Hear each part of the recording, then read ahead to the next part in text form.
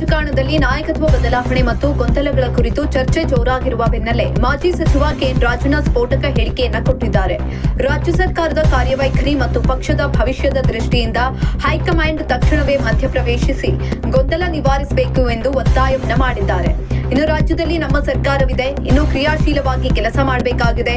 ಪ್ರಸ್ತುತ ನಡೆಯುತ್ತಿರುವ ಗೊಂದಲಗಳನ್ನ ನಿವಾರಿಸಬೇಕು ಎಂಬುದು ಎಲ್ಲರ ಅಭಿಪ್ರಾಯವಾಗಿದೆ. ಹೈಕಮಾಂಡ್ ಈ ಗೊಂದಲ ಮುಂದುವರಿಯಲು ಅವಕಾಶವನ್ನ ನೀಡಬಾರದು. ಗೊಂದಲಗಳು ದೀರ್ಘಕಾಲ ಮುಂದುವರಿದಷ್ಟು ಪಕ್ಷಕ್ಕೆ ಹೆಚ್ಚಿನ ಹಾನಿಯಾಗಲಿದೆ. ಈ ನಿಟ್ಟಿನಲ್ಲಿ ಹೈಕಮಾಂಡ್ ಸೂಕ್ತ ನಿರ್ಧಾರ ತೆಗೆದುಕೊಳ್ಳಬೇಕು ಅಂತ ರಾಜಣ್ಣ ಆಗ್ರಹಿಸಿದರು. ಮುಖ್ಯಮಂತ್ರಿ ಸಿದ್ದರಾಮಯ್ಯ ಅವರು ಮುಕ್ತ ಮನಸ್ಸಿನಿಂದ ಇದ್ದಾರೆ. ಹೈಕಮಾಂಡ್ ಮತ್ತು ರಾಹುಲ್ ಗಾಂಧಿ ಅವರು ನೀಡುವ ಪ್ರತಿಯೊಂದು ಸೂಚನೆಯನ್ನ ಪಾಲಿಸಲು ತಾವು ಬದ್ಧ ಎಂದು ಸಿಎಂ ತಿಳಿಸಿದ್ದಾರೆ. ರಾಹುಲ್ ಗಾಂಧಿ ಅವರ ತೀರ್ಮಾನದಂತೆ ನಾನು ನಡೆದುಕೊಳ್ಳುತ್ತೇನೆ. ಆ ಸಮಯದಲ್ಲಿ ನಿಮ್ಮೆಲ್ಲರ ಸಹಕಾರ ನನಗೆ ಇರಲಿ ಎಂದು ಸಿದ್ದರಾಮಯ್ಯ ಅವರು ತಮ್ಮ ಆಪ್ತರ ಬಳಿ ಹೇಳಿಕೊಂಡಿದ್ದಾರೆ ಅಂತ ರಾಜಣ್ಣ ಮಾಹಿತಿಯನ್ನ ಕೊಟ್ಟಿದ್ದಾರೆ. 2013-18 ಅವಧಿಯಲ್ಲಿದ್ದ ಸಿದ್ದರಾಮಯ್ಯ ಅವರಿಗೂ ಮತ್ತು ಈಗಿನ ಸಿದ್ದರಾಮಯ್ಯ ಅವರಿಗೂ ಅಜಗಜಾಂತರ ವ್ಯತ್ಯಾಸವಿದೆ. ಪ್ರಸ್ತುತ ರಾಜಕೀಯ ಪರಿಸ್ಥಿತಿ ಬದಲಾಗಿದೆ. ಮುಂದಿನ ಚುನಾವಣೆಗಳಿಗೆ ಇನ್ನು 2 ವರ್ಷ ಬಾಕಿ ಇದೆ. ರಾಜ್ಯ ರಾಜಕಾರಣದಲ್ಲಿ ಬಹಳಷ್ಟು ಬದಲಾವಣೆಗಳು ಆಗಲಿವೆ.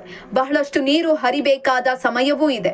ಮುಂದಿನ ರಾಜಕೀಯ ಬೆಳವಣಿಗೆಗಳು ಹೇಗಿರಲಿವೆ ಎಂದು ಈಗಲೇ ಊಹಿಸಲು ಸಾಧ್ಯವಿಲ್ಲ ಅಂತ ರಾಜಣ್ಣ ಮಾರ್ಮಿಕವಾಗಿ ತಿಳಿಸಿದ್ದಾರೆ.